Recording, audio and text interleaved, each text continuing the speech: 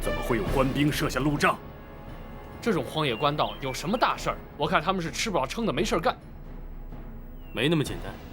四哥，后面招呼一声。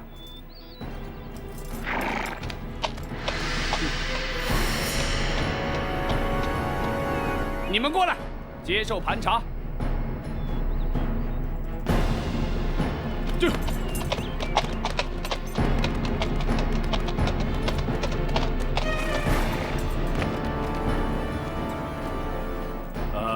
这位长官，我们只是路过。本官奉令追查亲密要犯，任何人都要经过盘查。倘若我们不往前走呢？不走也得查。倘若我们不让查呢？大胆！你们敢抗拒盘查，本座立刻下令拘捕你们送官。凭你们还办不到。你，去吧。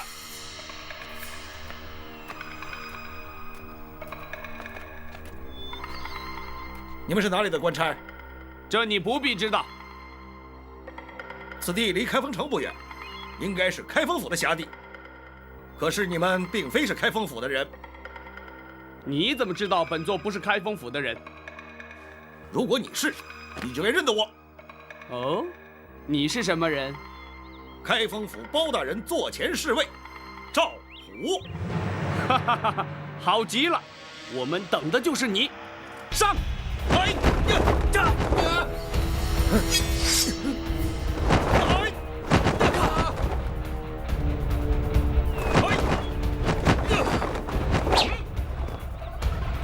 我就知道你们不是真的官兵，果然没有料错。我要的是马车里的人，识相的立刻离开，还可以保一条活命。既然你们不是官府中人，想必是来自江湖。不过，如果你知道我们是谁，恐怕就不敢这么说话。哦，阁下又是什么人呢？金毛鼠，白玉堂。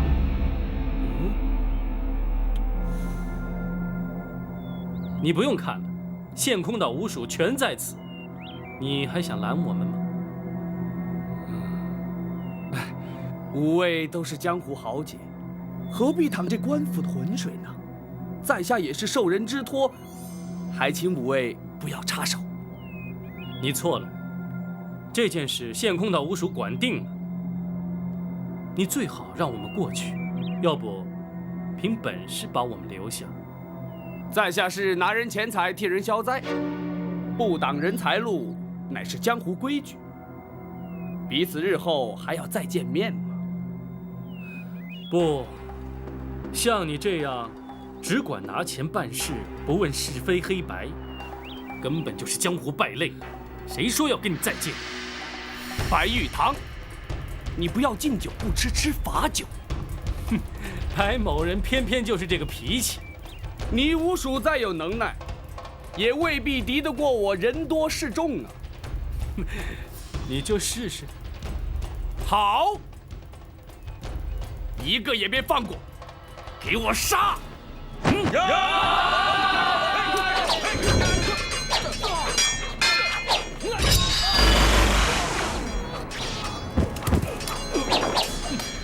闯！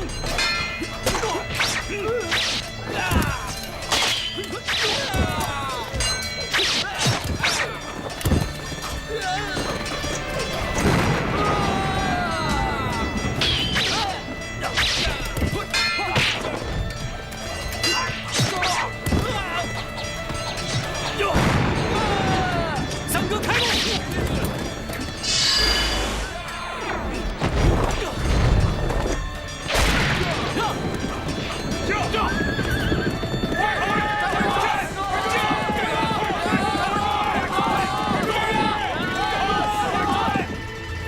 什么？没拦住陈琳？奴婢该死！抬起头来！包拯不过派了2个人去接陈琳，你竟然会拦不住他？奴婢没想到包拯会派江湖人陪同保护，他们的人武功高强，奴婢的人根本不是他们的对手。江湖人？这包拯居然和江湖人串通一气，看来他是早就有了准备。陈琳如今人在何处？他已经进了开封府。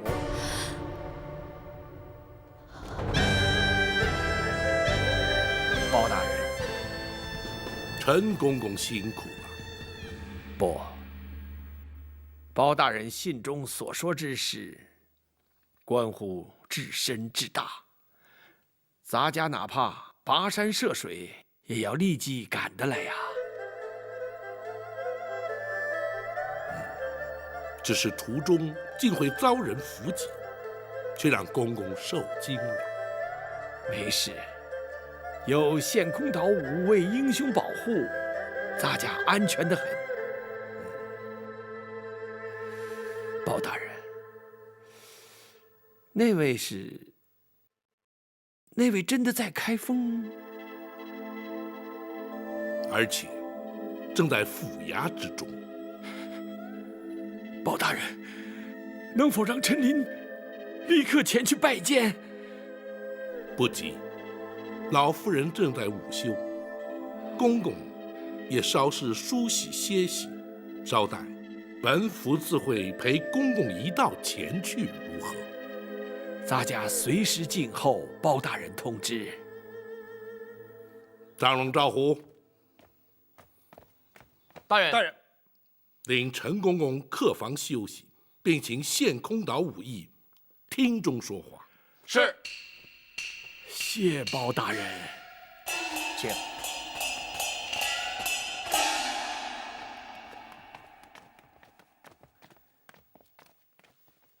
大人，如今白玉堂已将陈总管安全带到京城，大人可要带他进宫面圣？不，时机不宜，还是将老夫人之事了结之后再去不迟。是。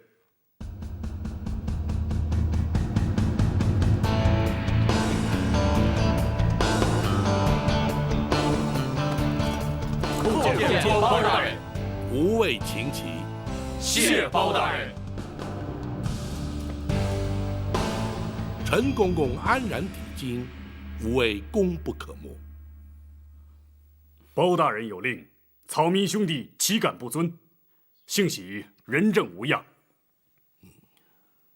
包大人，包大人可知伏击拦路的是何人所指使？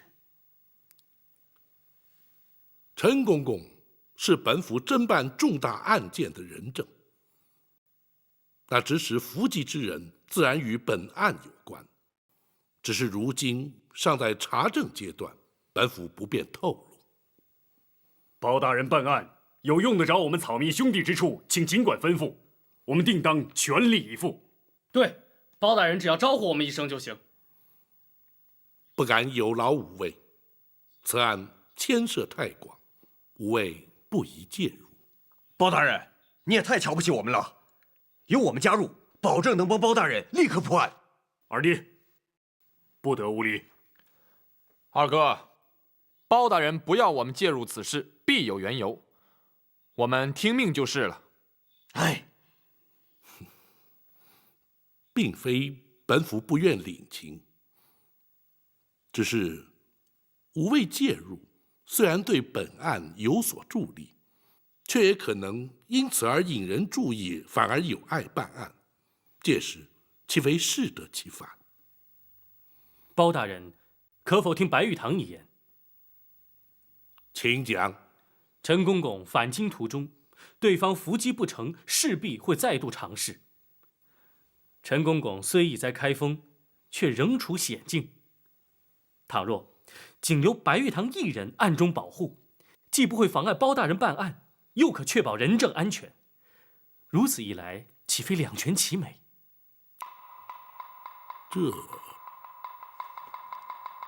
大人，白武侠言之有理。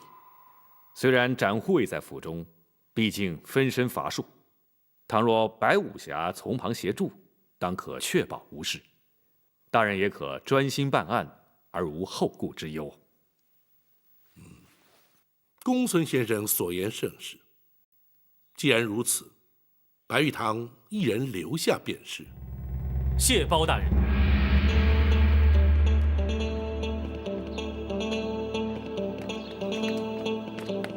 老五，你也太不够意思了！结果你一个人留下来，我们几个还得回陷空岛，什么热闹也看不了。就是啊，我们也不走。你们这是干什么？武帝留下来是对包大人办案有帮助，你们跟着凑什么热闹？武帝留下来不但对包大人有帮助，对自己也好。徐三侠毕竟看得透彻，包大人要白武侠将功赎罪，保陈公公进京。若是再能确保他的安全，日后大人在皇上面前就更好说话了。公孙先生，白玉堂此举并非只为了将功赎罪。哦，我与展昭谈过之后，才明白他投效包大人的原因。南侠都能因包大人为官清正而仗义投身官府，白玉堂为何不能略尽心力？休说只是为了保护陈公公，便是赴汤蹈火，亦在所不辞。白武侠豪情一举，公孙策由衷佩服啊！武帝，大哥可是觉得小弟与之前大有不同？不错。以前你一直心高气傲，更不屑与官府为伍。如今看来，好，做大哥的以有你这样的兄弟为荣。小弟惭愧。好极了，老五，真有你的。二哥也就不再啰嗦了，这就乖乖的回陷空岛去。多谢二哥。哎，五位啊，五位，为防人耳目，还请白武侠与各位一起离开府衙，再悄悄转回来，方能收暗中保护陈公公之效。公孙先生顾虑周到，白玉堂谨遵台命。哈哈，告辞。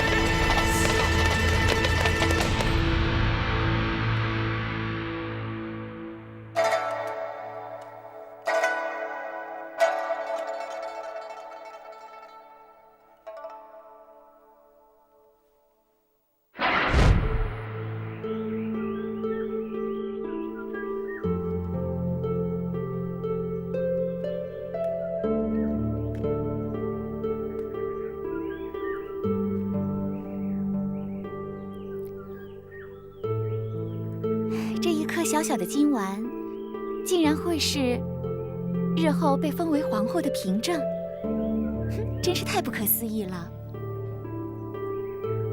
母以子贵，虽说是传统，可是也太没道理了。孩子临盆还早，妹妹何必又想那么多呢？如果真的生了儿子，皇上真的会封皇后吗？君无戏言。当然会了。我想，只要我们的孩子平安降生，健康快乐的成长，我就心满意足了。姐姐比我先怀孕，自然会先生。那么将来，姐姐就是皇后了。现在生男生女还不知道呢。就算生了儿子，被立为太子又如何呢？你我姐妹情深，我的儿子就是你的儿子，太子是谁生的，又有什么区别呢？可是太子毕竟只有一个，皇后也只有一个啊。妹妹，听我一句，权势富贵固然迷人，可是安详和乐更为重要。我们何其幸运被选入宫中陪伴皇上，可我们又何其不幸，与家人断绝往来。身为贵妃，我们生活无忧，享尽荣华，比起大多数人更是天壤之别。妹妹，所以只要我们生活的快乐、健康、平安，谁是太子，谁当皇后，真的一点都不重要。妹妹，你说呢？嗯。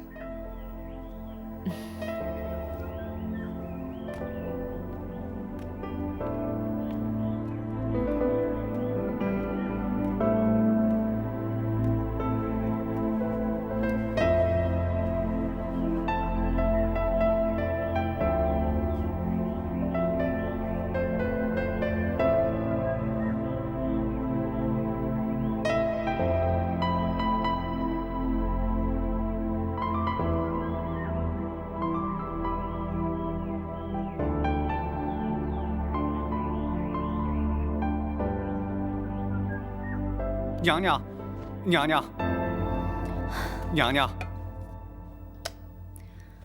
如何？那些江湖人已经离开，开封府一切正常，并无异样。看来他们正在密谋对策，随时可能有所行动。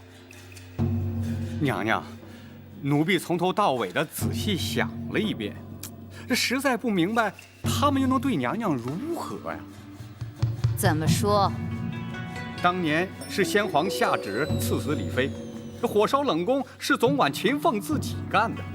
这狸猫换太子，只有寇珠参与其中，而寇珠却又早已命丧九泉，他们怎么追也追不到娘娘身上啊！郭淮，你跟着哀家30几年，竟然会如此懵懂。请娘娘明示。全案最为关键的一点，是当年那被换去的小太子下落何方？这，如今即可断定，当年寇珠非但没有将太子掐死埋葬，反而交给了陈琳，随后他便去了八王爷府，而八王爷如今更参与此事。娘娘，那么太子当年是交给了八王爷，可是这20多年都过去了，可太子他从来没有露过面呢。如果当年那个小太子活了下来，如今该有多大岁数了？27、8岁吧。不错，正与皇上同庚。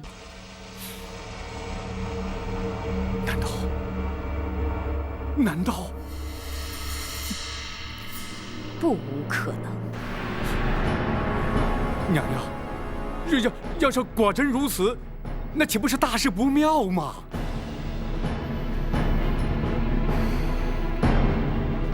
这正是事隔20年之久，李妃和陈琳会相继回到京城的主要原因。奴婢陈琳叩见娘娘。陈公公，快快请起。谢娘娘。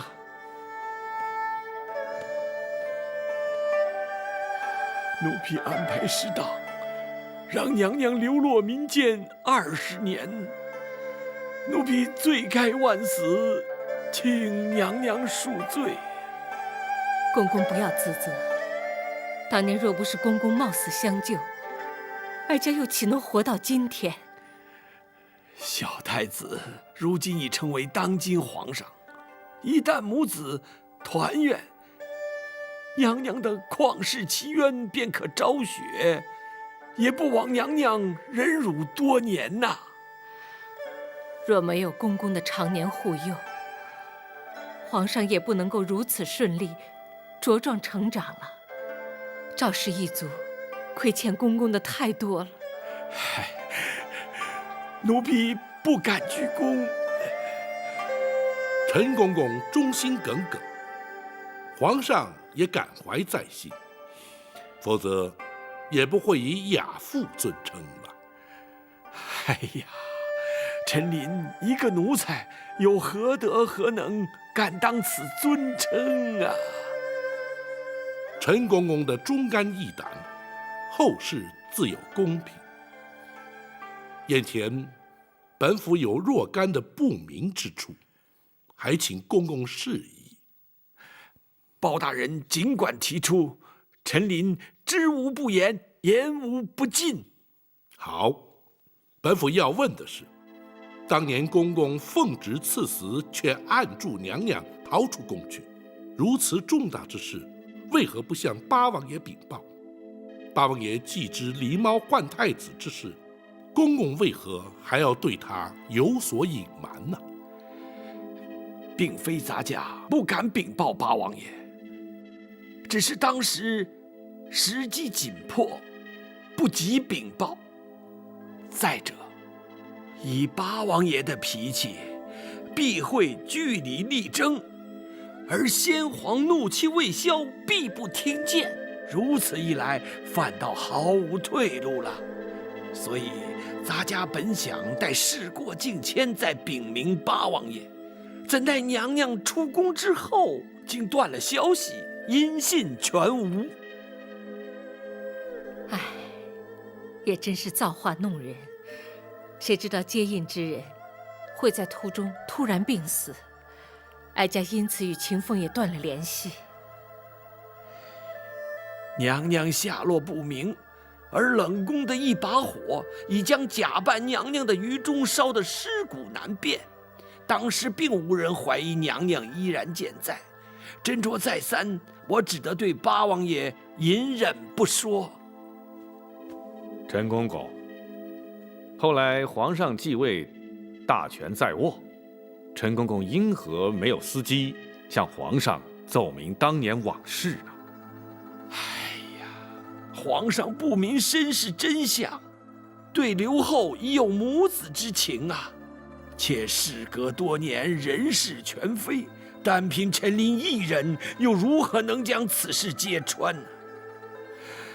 万般无奈，只得告老还乡，远离京城啊。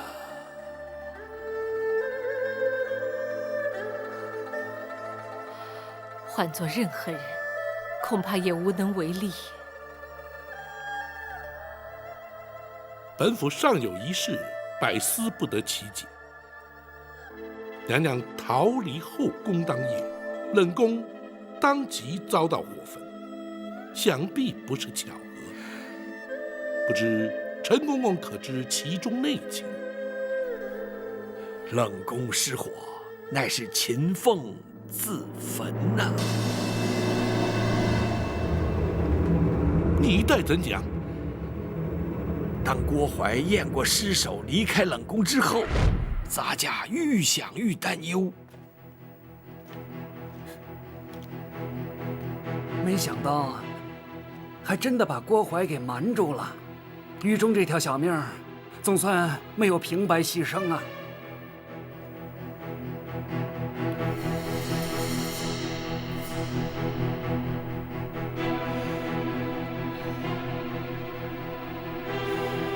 公公，还有什么问题吗？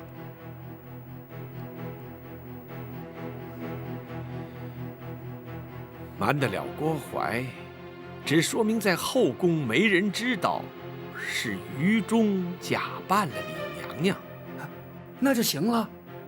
明儿一早，神不知鬼不觉的，就把这尸首送出宫去了。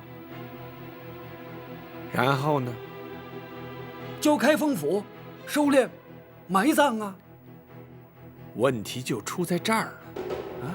开封府必然依法验尸而后埋葬。于中和你我一样都是阉人，可是男女毕竟有别呀。能瞒得过府里的仵作吗？一旦仵作发现真相，必向宫中回报，郭槐还是会知道。哎，怎么办呢？嘿，公公，你有办法吗？百密而一疏啊，如今也无法可施。但愿在他们发现真相之前，娘娘已安全脱身。可是，他们却会找上我们。不错，他一定会将我们举发，公然违抗圣旨，私纵娘娘出宫，恐怕死罪难免呐。秦凤，咱家虽死不足惜，只是却拖累了你呀。不，祝娘娘脱困出宫，乃秦凤自愿。如果因此而丢了性命，也可以和于中作伴，至少不会让她专美于前。好，你们两个都让人敬佩。只可惜，娘娘虽逃出宫去，被扣上抗旨潜逃的罪名，或许永远也没有平反之日了。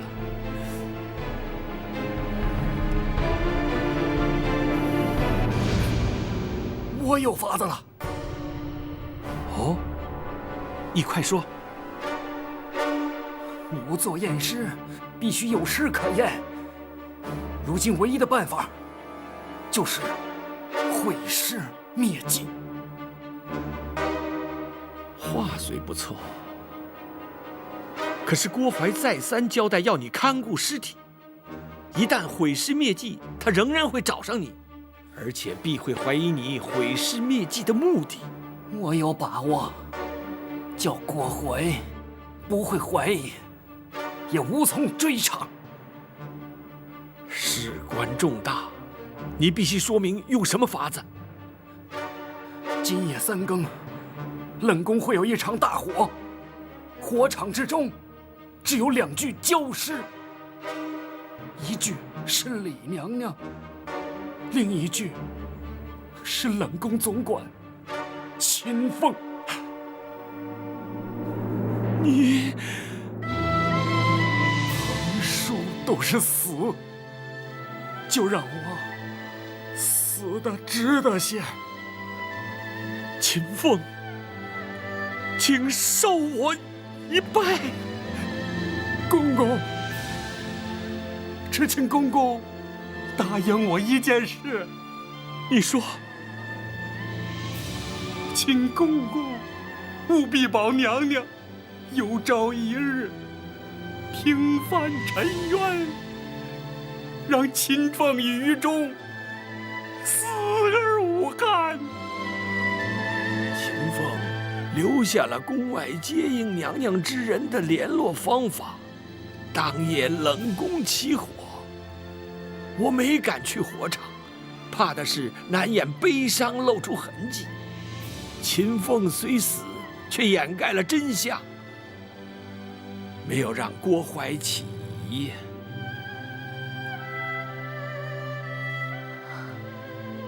原本以为只有于中一人因我而死，谁知道连秦凤竟然也……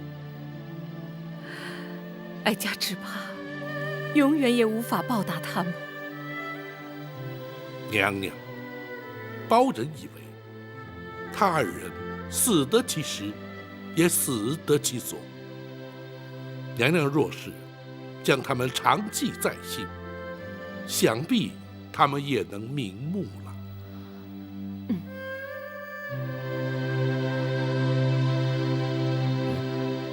陈公公，学生有疑问想要请教。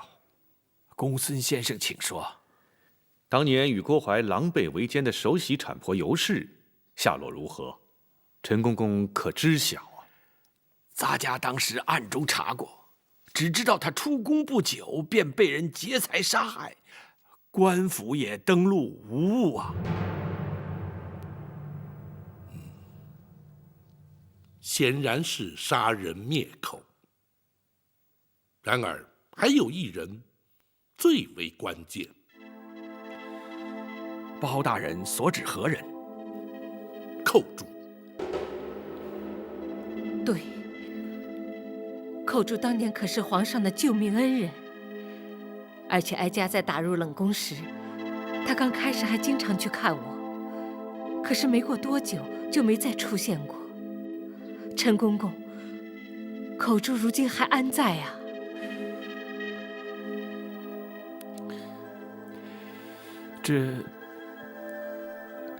陈公公，寇珠可说是此案关键，对大人平反此案帮助甚大。不错，若是能有寇珠的证词，远胜于其他。莫非寇珠竟然也……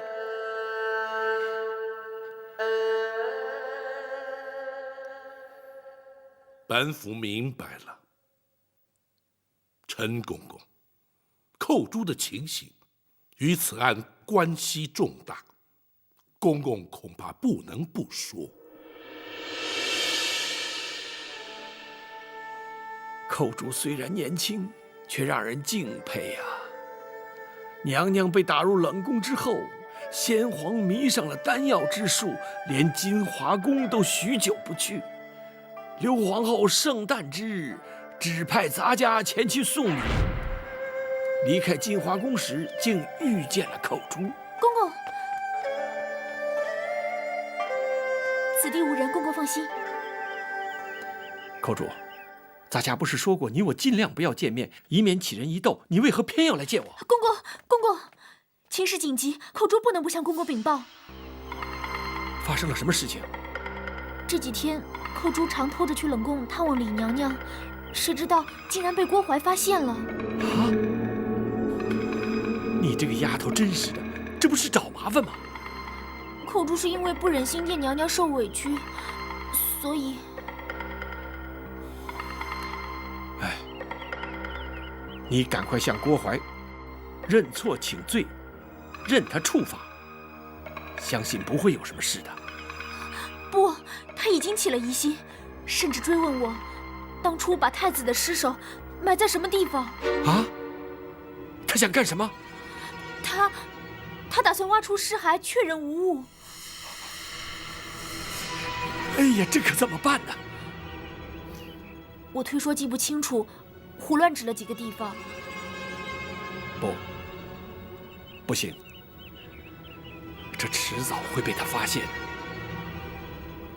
寇珠明白，来找公公是要公公多加小心，不能把太子的去向透露出来。咱家当然不会说了，只是你，寇珠也绝对不会说。他一定会用刑逼迫，万一你熬不住酷刑，岂不是前功尽弃吗？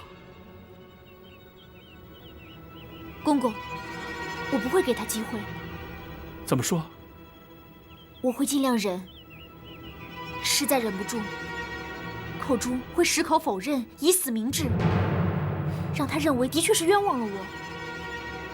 哎呀，你这个丫头啊！哎，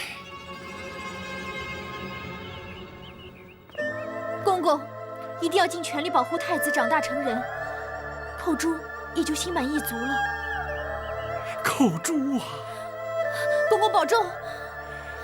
寇珠不过是金华宫一名小小的承御侍女，竟然会有如此惊天动地的气魄。陈公公，那寇珠后来究竟如何？寇珠虽然意志坚定，却令我一直忐忑不安呐。唯恐他熬刑不过，求死不能，而供出太子去向。于是每日前往金华宫打探究竟。见过陈公公。郭总管可在宫中？回公公，郭总管陪娘娘在御花园赏花呢。啊，这是皇上要咱家给娘娘送来的点心，娘娘回宫之后立即呈奉。是。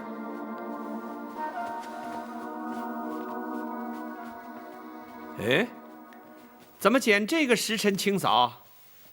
皇上随时可能驾临，若是冲撞了圣驾，那还了得？回公公，是郭总管临时交代的。哦，为什么？昨晚有一名承御撞柱自尽，留下了血迹，郭总管交代要立刻清洗。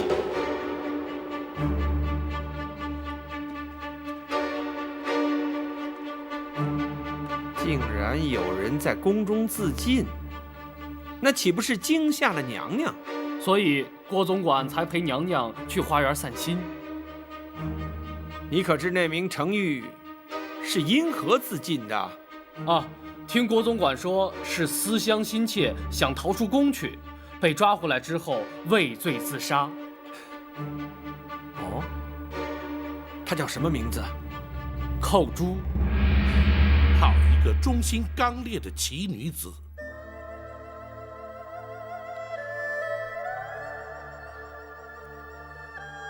又是一条为了哀家而牺牲的无辜生命，哀家亏欠他们真是太多了。既然寇珠是自尽身亡，想必没有泄露太子的下落。的确如此。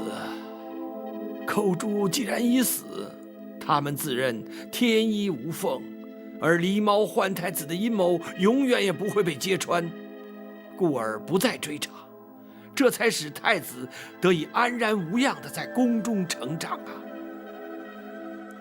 只是如今，非但会揭穿30年前的谎言，他们更会因此而付出代价。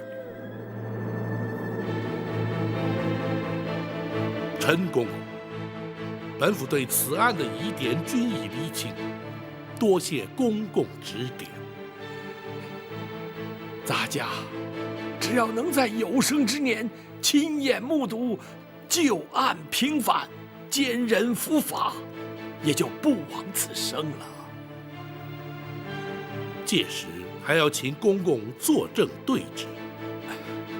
臣您静候包大人传唤。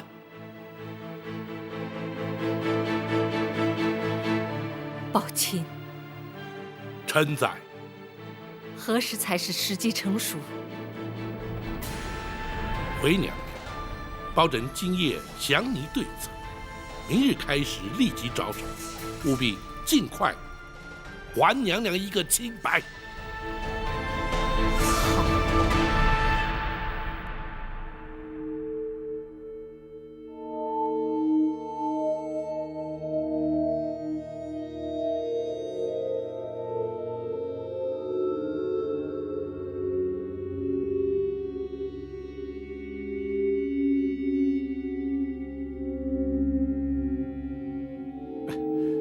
奴婢郭槐告进。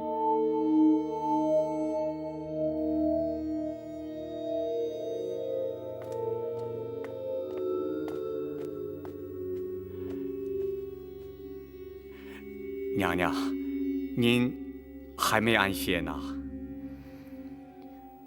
哀家怎能睡得着啊？娘娘，奴婢已有个万全之策，请娘娘宽心。哀家不知还能有什么办法，你说。李妃陈琳若不在人世，想必八王爷也不会旧事重提。如今他们两个都在开封府，奴婢派人今夜就去把他们两个斩草除根。陈琳进京你都拦不住，更何况开封府还有展昭在。那些江湖人早已离开了。一个展昭，他分身乏术，奴婢只要杀掉他们其中一个，他包拯就难以翻案了。若是刺杀不成，岂不反成了包拯的口实？那就连包拯一块杀。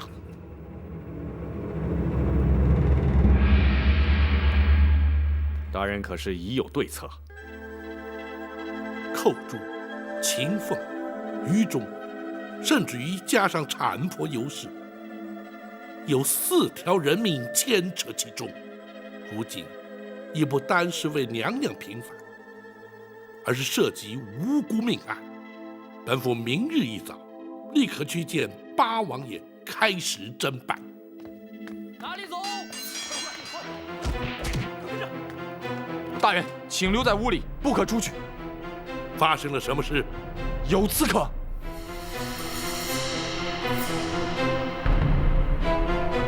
站住！来者何人？有人进府行刺。老夫人放心，有我们在。老夫人，展大人就在门外，谁也休想闯进来。守住封门。是。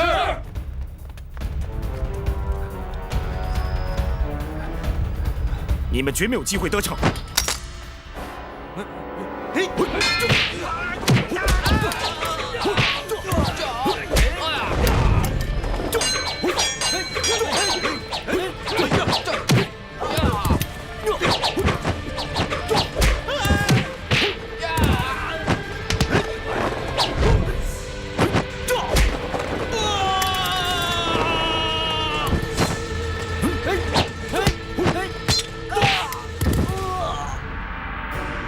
什么人前来行刺？对象是谁？回大人，来了几十名黑衣人，分批往不同方向而去。他们的确是有备而来，目标应该是针对老夫人和陈总管。他们是要杀人灭口，让本府死无对证。快走！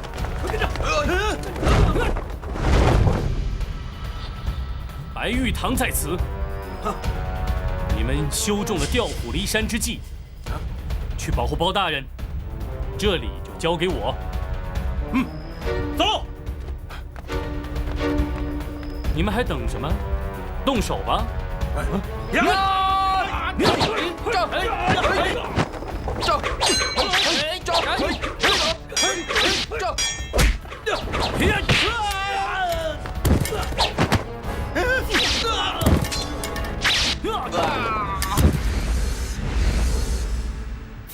谁？是我。大人，外地的情形如何？展大人和张龙、赵虎保护老夫人，白玉堂在府衙门口挡住刺客。你为何不带人前去助一臂之力？白玉堂担心刺客调虎离山对大人不利，属下已将衙役派驻在书房外。他们这是孤注一掷。你们这些拿钱办事的杀手，根本就是江湖败类。今天碰上我白玉堂，算你们倒霉。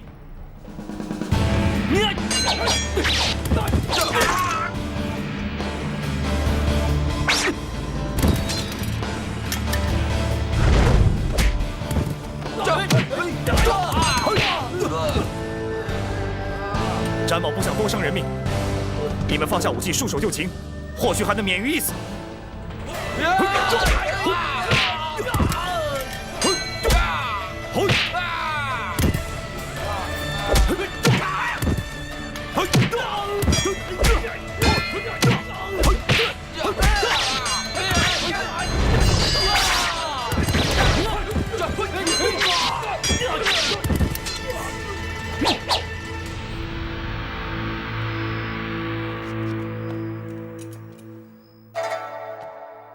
娘娘受惊了。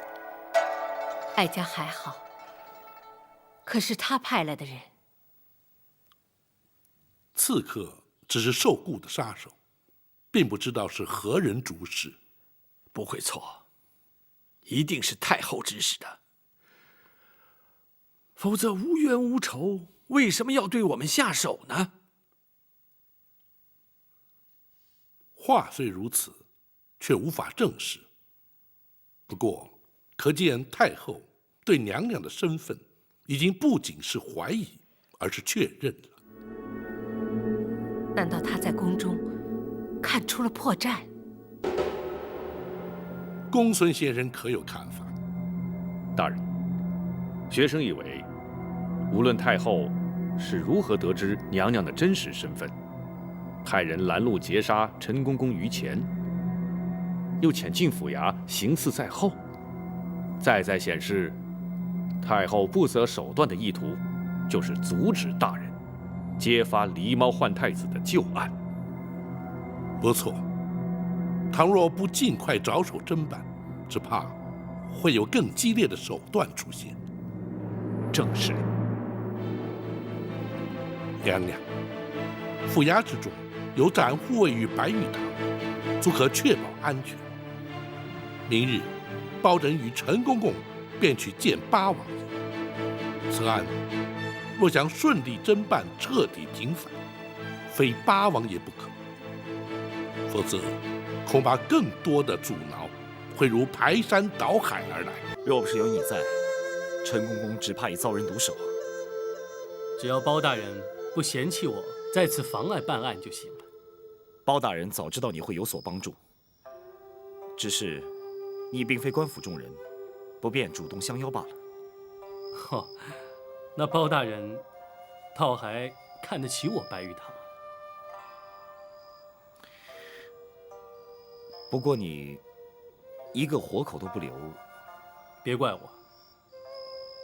就算留下了活口，也问不出是谁指使。他们都是拿钱办事的杀手，既不问出钱的是谁，更不管该不该杀。哼，仗着会点武功，连老弱妇孺都不放过。哼，这些人根本是死有余辜。毕竟还是一条性命，往后还是手下留情。哦，这有点不像江湖人的作风啊。是受包大人的影响吗？詹某曾经是闲云野鹤，仗剑江湖，快意恩仇，过得也是刀口舔血的日子。但认识包大人之后，对人命的看法已经有所不同。正如包大人所说，人命关天，这也是包大人断案判刑最在意之处。也许包大人认为人命关天，可是那指使行刺之人，恐怕就不这么想了。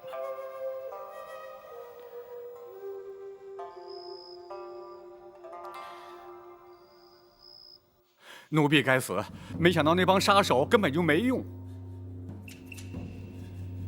所以李飞和陈琳都好端端的活着。是，奴婢会再想法子。不必了。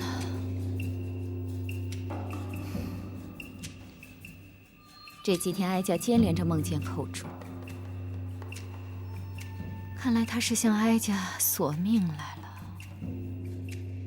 或许当年哀家不应该为了争夺皇后的位置，干下那些昧着良心的事。如今报应终于来了。娘娘，这么多年都过去了，不能因为李妃和陈琳的出现，或是包拯插手翻查旧案，就把这来之不易的皇后宝座轻易放弃呀。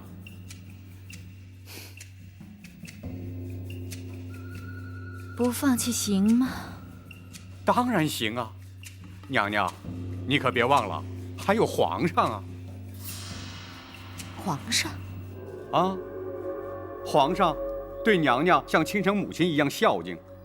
别说是李妃、陈琳，就算是寇州死而复生，只要娘娘您和奴婢矢口否认，那皇上相信的，毕竟还是娘娘啊。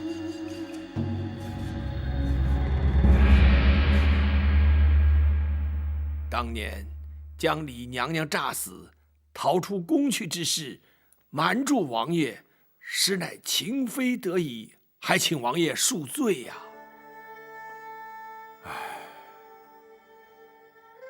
本王又岂会料得到，其中竟会有如此的曲折。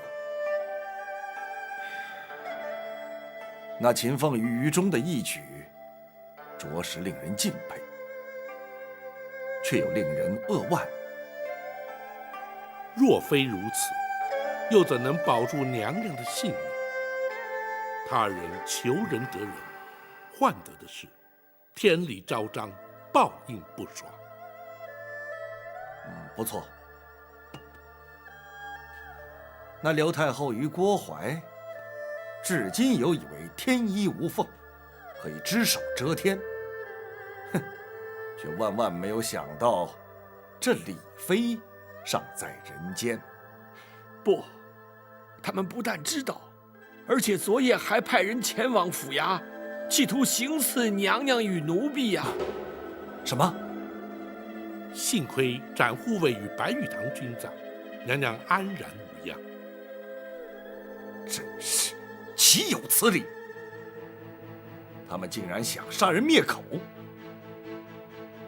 真是无法无天了。好，本王立刻进宫，向皇上说明一切。王爷请慢。包大人，你前番要本王忍耐，等陈公公进京之后再去面圣。如今真相已明，又何须等待？王爷，并非包拯要等，而是必须先与王爷商定对策。哼，事实俱在，只要向皇上禀明一切，又何须对策？王爷，皇上始终自认是王爷亲生，若是直言相告，皇上又将情何以堪？包拯以为，还是循序渐进，婉转秉承较为妥当。唉，不错。如果要他立刻接受，的确也太残酷了一些。此外，皇上仁厚孝敬，对刘太后敬之若母，如今却在一夕之间，太后竟成强害生母的罪魁元凶。面对如此局面，皇上势必难以承受，无法释怀。陈琳，奴婢在。皇上自幼进宫，便由你陪伴成长。依你之见，皇上将会如何呀？回王爷，生育之恩与养育之情，对皇上同等重要。奴婢认为，除非是刘太后坦诚罪状，否则皇上是绝不会忍心降罪的。哼，要他认罪，谈何容易？王爷，若要拿郭槐认罪，却并非不可能。包大人是要从郭槐身上着手？正是。那郭槐做贼心虚，定然不肯由包大人传唤审讯。刘太后心知肚明，也绝不会放人。包大人又如何能让那郭槐认罪呢？包拯倒有一计，只是必须陈公公协助才行。包大人，有用得到陈琳之处，尽管吩咐。若用此计，陈公公先得进宫面圣。好。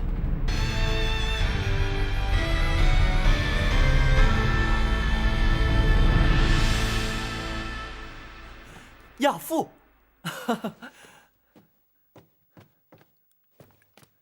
坐。亚父，你是何时回京的？回皇上，奴婢昨日才进京。自从亚父告老还乡，朕总是不习惯，总觉得身边少了些什么。奴婢也是每日记挂着皇上啊。亚父回京是来看朕的？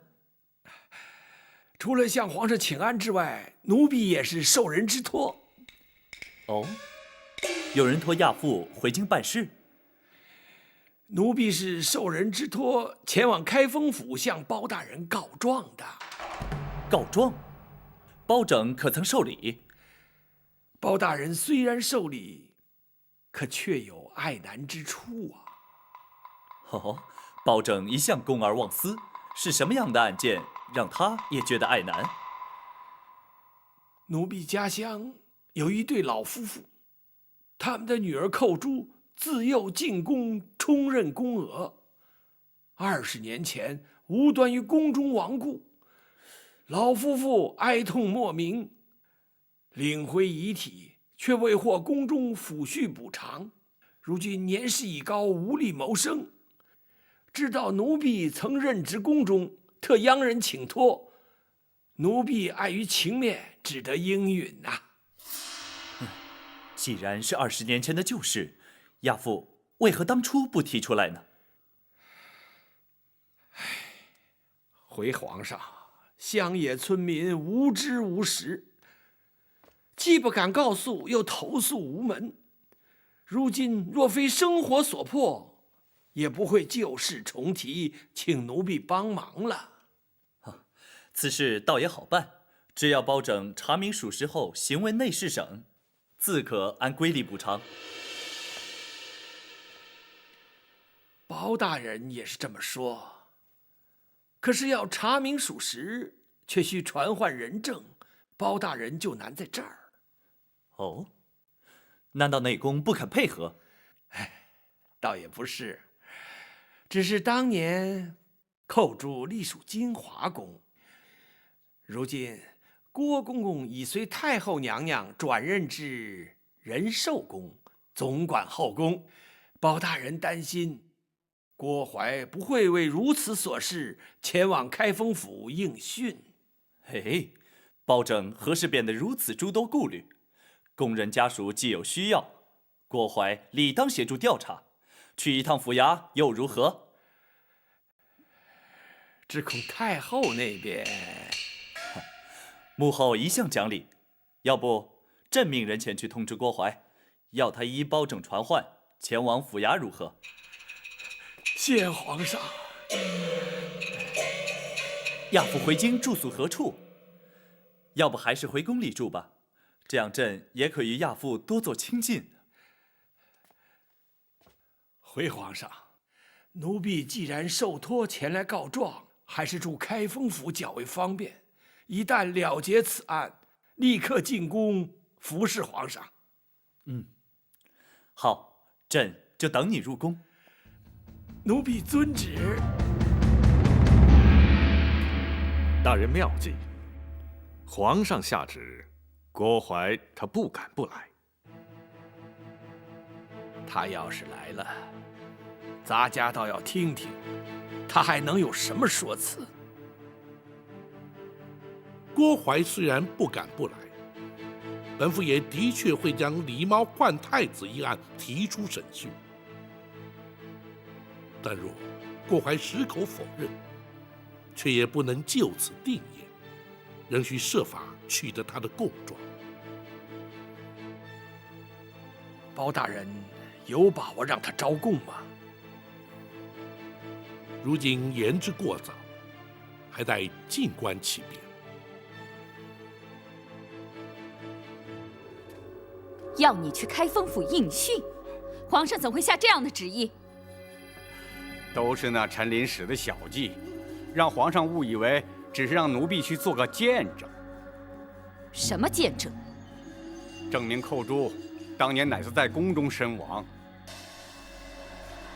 寇珠？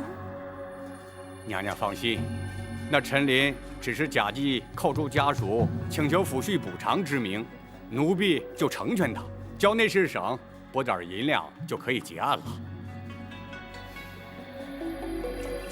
难道包拯不会利用此案牵扯出当年旧案吗？娘娘请放心，奴婢自有办法让他包拯白费心机。不，包拯人称青天有名的断案如神，你不能去冒险。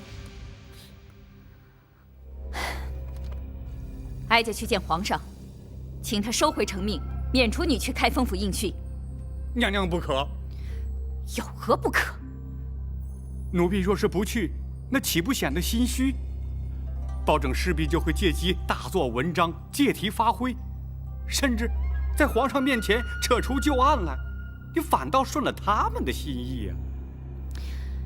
倘若你去了，难保不会陷入包拯问案技巧，落入圈套的。娘娘，奴婢自会掌握分寸。一旦包拯提及狸猫换太子一事，奴婢就会矢口否认，任他包拯如何断案如神，也难从奴婢口中套出半句话。倘若他对你用刑，受刑不过，你必定还是会招供。娘娘，包拯他一向以清官自诩，而不耻于动辄滥用三目之刑的酷吏，奴婢相信他不会动刑的。若是他一反常态，真的用刑，你又当如何？他若是严刑逼供，奴婢事后也会翻供，依旧让他白忙一场。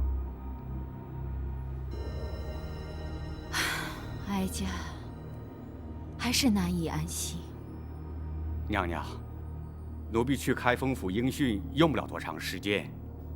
倘若娘娘还不能安心的话，这入夜之后，奴婢若是还没回宫，娘娘再去向包拯要人也不迟啊。好吧，你自己要当心。谢娘娘关心。既然是非去不可，就别让包拯小觑了你。带着后宫的卫队同去，也好壮壮声势。是。少时郭淮必是有备而来，要想从他口中取得供词，绝非易事。不知公孙先生有何看法？若非皇上下旨，郭淮必不肯前来。错过了这次机会，若想再传他，恐怕难上加难。若依学生之见，有在必要之时，大人不妨考虑用刑。不，用刑逼供乃是下之策，即便因此取得供证，也难以服人。再者，用刑腐烂，往往造成冤案。开封府乃是京畿要地，又岂可助长此风？大人，请恕学生直言。所谓通权达变，面对如郭淮之辈如此重大之案，若不用刑，恐怕无法让他俯首认罪，令案情真相大白。正因为郭淮并非一般的刁民恶吏，狸猫换太子一案更非一般刑案，所以更要谨慎，稍有不慎，必生争议。轻则难以平反，重则动摇国本。公孙先生，你我必须绞尽脑汁，另谋良策，让那郭淮伏法认罪，而不能依仗三目之刑受人口实。是，学生明白。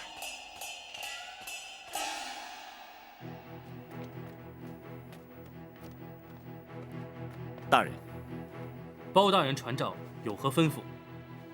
本府今日有一重大案件待审，审得清，则可平反一桩冤案；若审不清，恐连本府都将遭到牵连，难以幸免。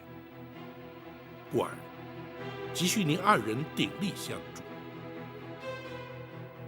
白玉堂本非官府中人，本府不便透露案情。包大人不必顾忌，白玉堂不需要明白案情，大人只需要交代我干什么即可。好，老夫人的安危就由你来负责，若有其他需要，再知会于你。好，我现在就去。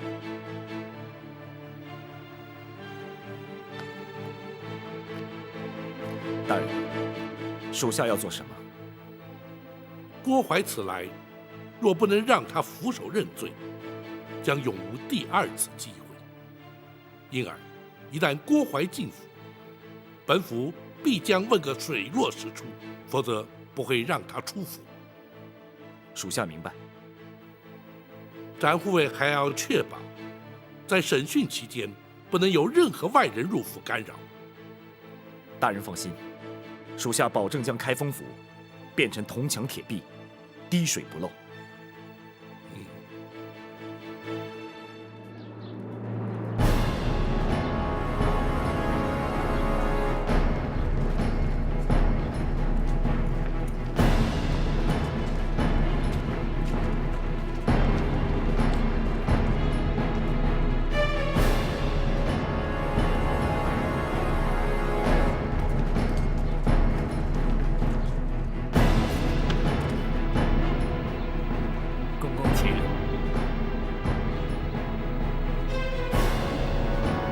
压轿！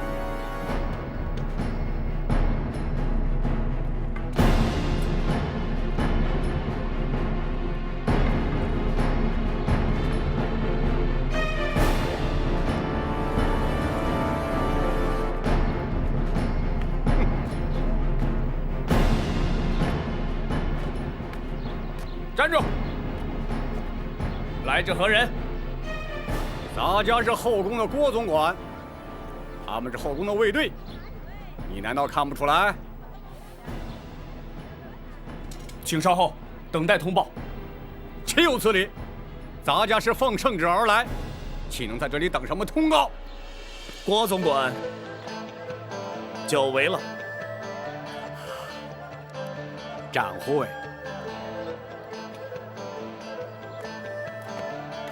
展会。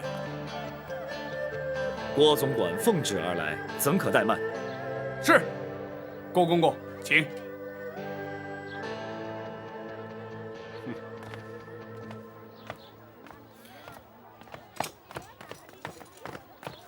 慢着，你们是干什么的？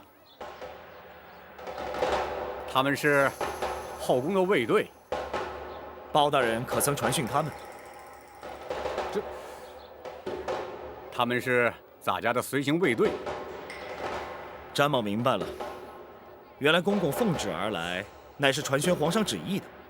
不，咱家是奉旨前来包大人的公堂应讯的。既是前来应讯，依府中规定，不得有闲杂人等随行，还请郭公公包涵。你们就在外面等候公公吧。展会。后宫有后宫的规矩，衙门也有衙门的规矩。若是郭总管无人随行就不入府，詹某也不敢强人所难。请回吧。哼，咱家既然来了，岂有回宫之理？你们退下吧。是。郭总管，请。不敢。展会去。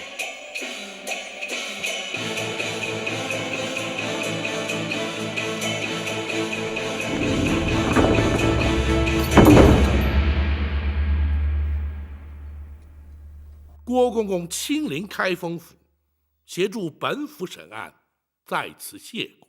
好说，包大人既然用得着咱家，咱家怎能不来啊？只是。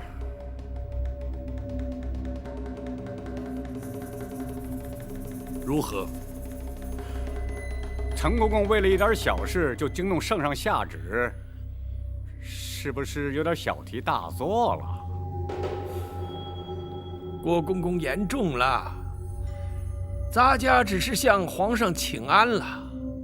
皇上问起为何进京，咱家岂敢隐瞒？至于皇上是否下旨，郭公公是否愿来，那就与咱家无关了。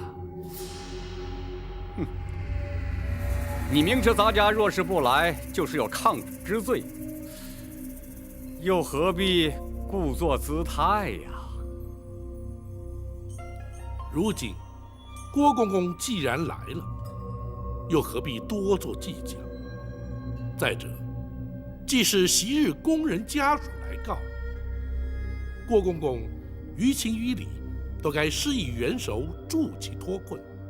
不知郭公公以为然否？那是当然，咱家就是为此而来呀。本来就不该惊动皇上下旨啊。那好，公孙先生，学生在。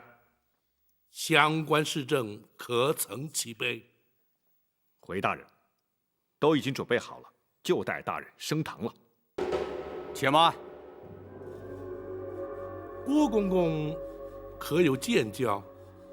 包大人，虽然是20年前的旧案，大家也会证明确有其事。只要开封府行文内侍省，咱家要他们拨款抚恤慰问家属，即可结案，包大人就无需再升堂审讯了。郭公公此言差矣。凡事没有规矩，何以定方圆？若不经过唐训，如何立案？如何成案？又如何结案？本府向来依法行事，又岂能私相授受，草草结案？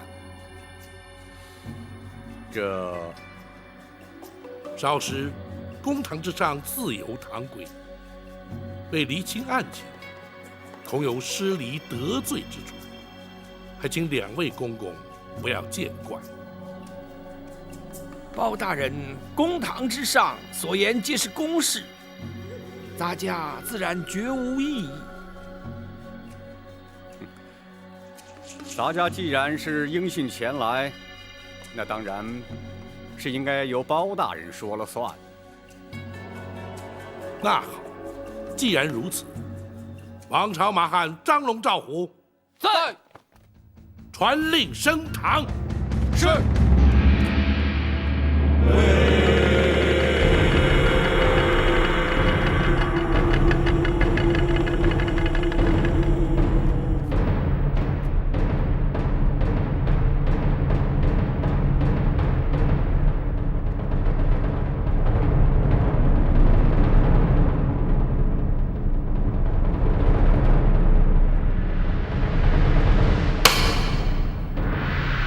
本府今日审理的，乃是20多年前宫中一桩旧案。前内侍省首领太监陈琳，受苦主家属委托，是为原告。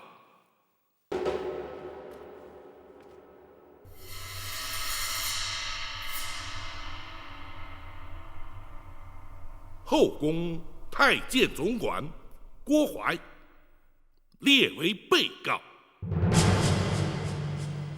包大人，咱家是前来应讯作证的，这如今却怎么成了被告？苦主寇珠当年身亡之时，任金华宫承御之职。当时你乃是金华宫总管，自当列为被告。包大人，原告未必有理，被告未必有罪，你又何必担心？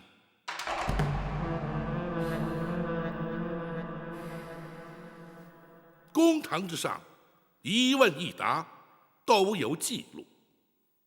两位既是原告、被告身份，本府不用官称，而直呼其名，还请担待。陈琳，包大人，你状告何事？仔细说来。多年前，金华宫承御寇珠无端身亡，金华宫却未依公例慰问家属，发放恤金。如今寇珠父母年迈贫苦，难以为生，委托咱家状告金华宫，请求补发恤金。郭槐，包大人，你可有说辞？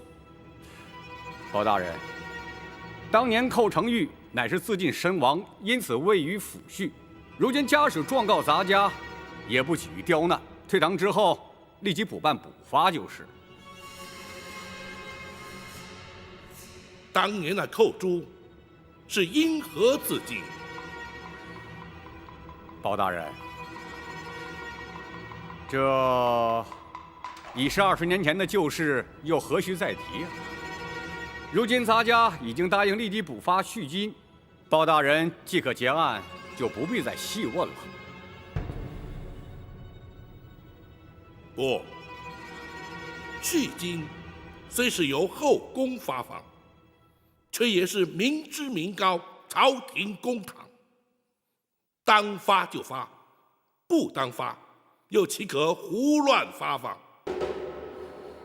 若是不能问明缘由，本府又如何结案？包大人啊，郭槐，那寇珠究竟是什么原因自尽身亡？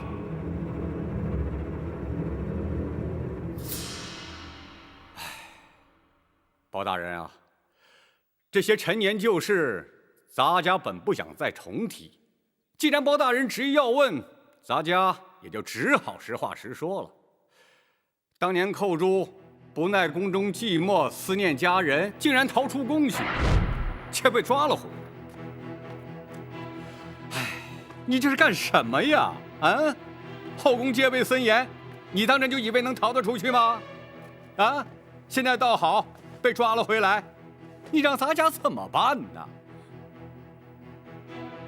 公公，寇珠实在是太思念家人了，请公公大发慈悲，让寇珠回去吧。唉，宫门深似海，入得出不得。不到年迈退休，谁也休想离开，就连咱家也不例外。咱家就是想帮你，也帮不上啊。寇珠实在是不能再待在宫中了，否则一定会发疯的，请公公成全。寇珠啊，咱家实在是爱莫能助啊，你就尽量忍耐些吧。这2天，咱家也不怕你差事，你好好休息啊。这一回逃宫之罪，咱家也不再追究，你要好自为之啊。公公，寇珠已经不能再忍了。公公如果不帮我离开，你打算如何？我就不活了。哎呀，寇珠啊！可怜呐，一条年轻轻的生命就这样香消玉殒了。哎，咱家实在是不想再提呀。郭槐，你简直是信口雌黄！陈琳，本府问案，不得任意开口。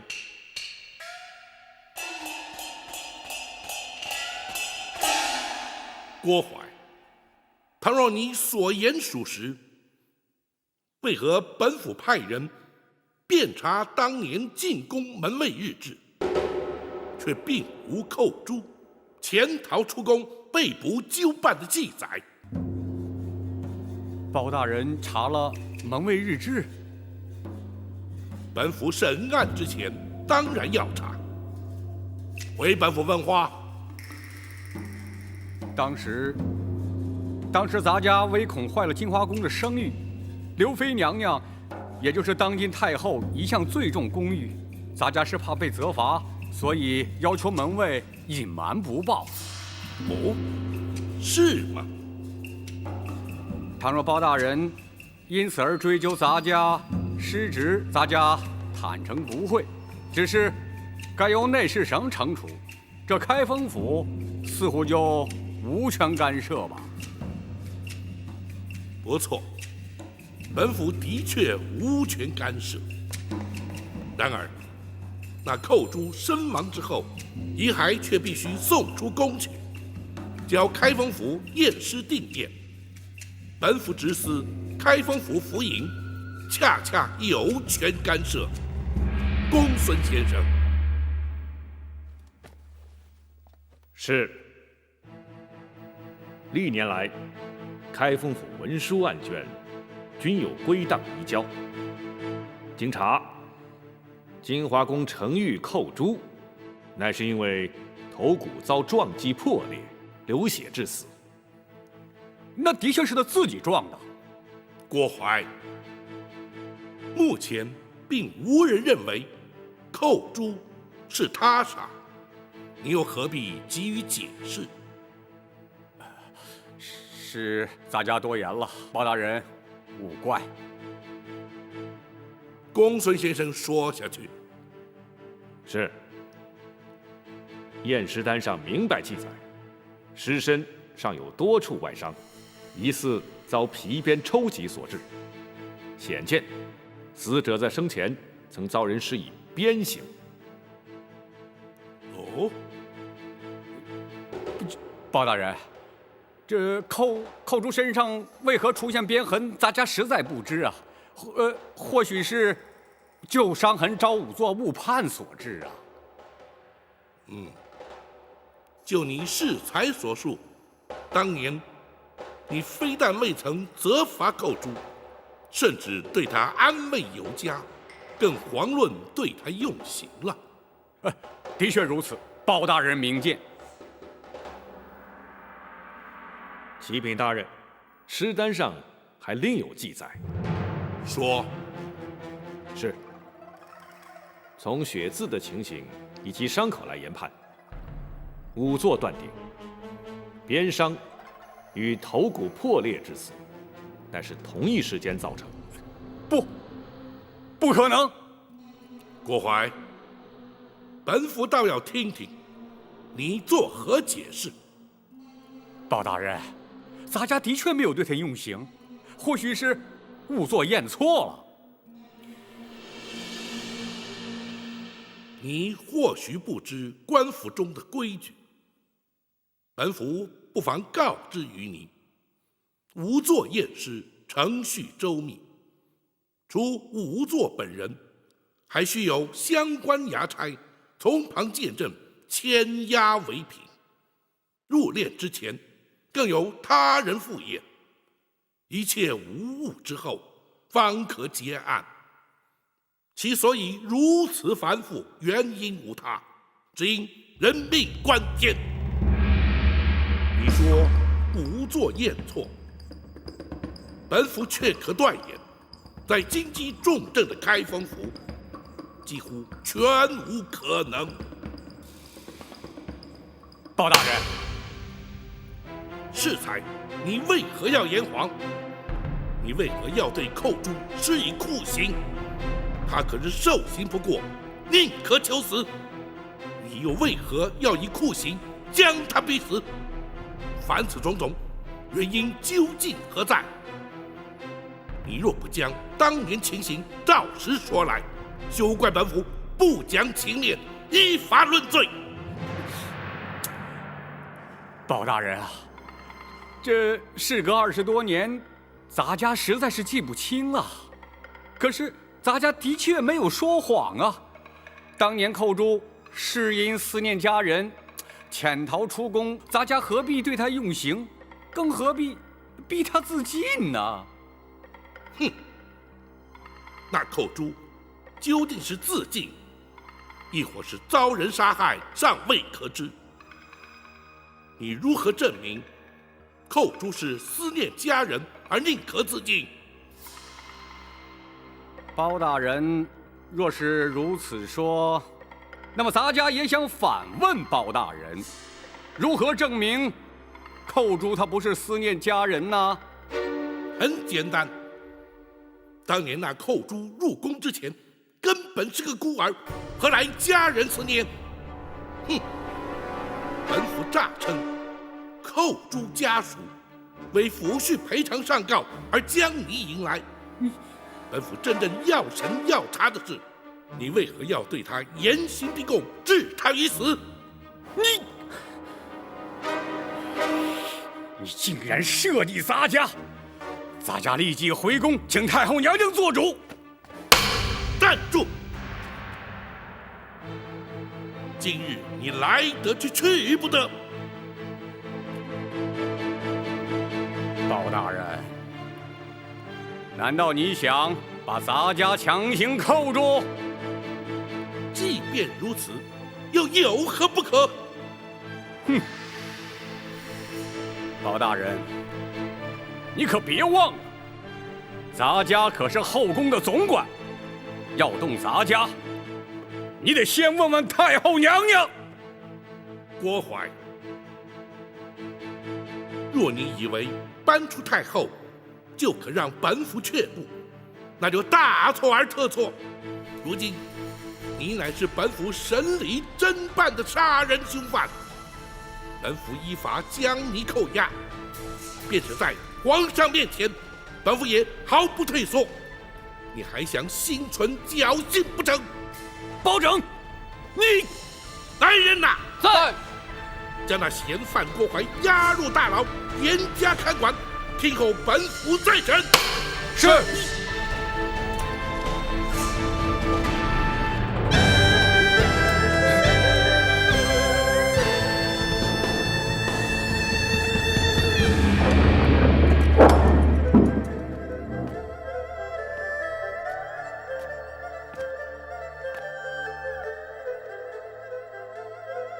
郭淮郭总管应包大人之邀，留在府衙继续聆讯。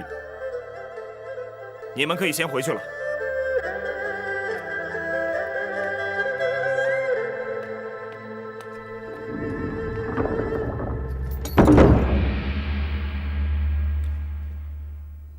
包大人，为何不继续审下去啊？郭淮在应答之间，显然是有备而来。关于寇珠自尽身亡一事，更是早已设下说辞，可见此人刁钻沉稳，兼而有之。若是逼问狸猫换太子一案，必定无功而返。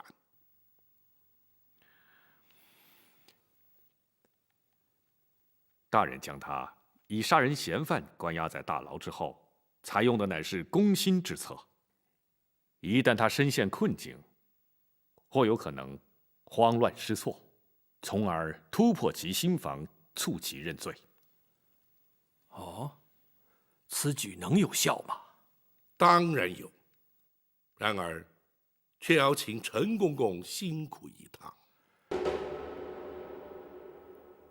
包大人要咱家做什么？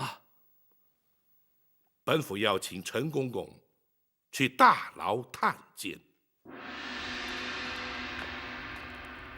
公公请。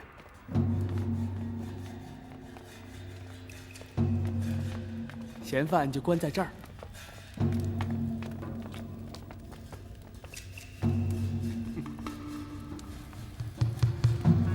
老头，你们先出去，让咱家和他单独谈谈。是。走吧。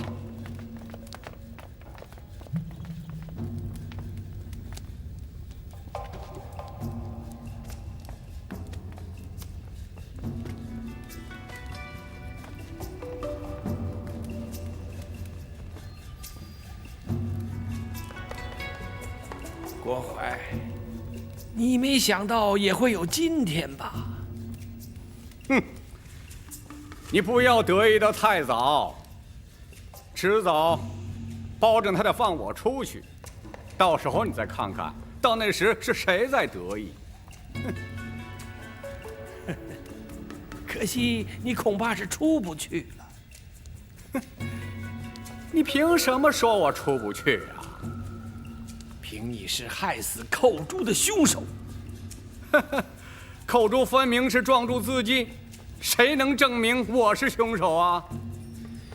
如果你不把他自尽的真正原因说出来，谁又会相信你？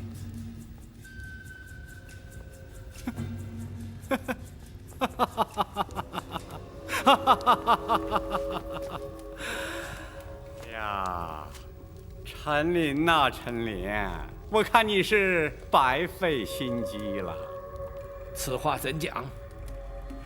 你在皇上的面前编造谎言，把我骗来，包大人又煞有介事的升堂审问，这目的不就是想变着法儿的把话从我口里套出来吗？